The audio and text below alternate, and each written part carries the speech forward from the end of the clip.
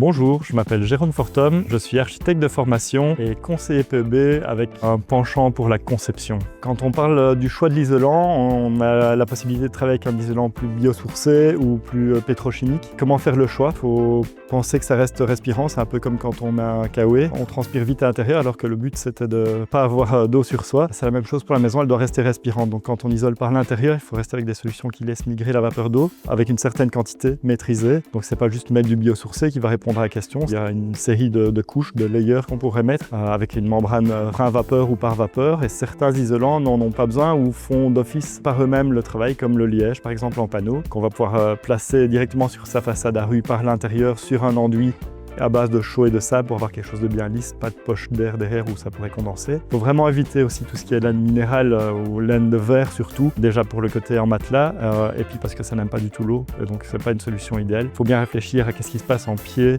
et en tête de cloison quand on isole par l'intérieur pour avoir une belle continuité entre tous les étages. Il faut ouvrir les planchers pour garantir cette continuité et réfléchir aussi au problème de feu quand on est entre appartements bruxellois, c'est toujours le côté le plus délicat, il faut rester conforme au feu avant d'être conforme PEB.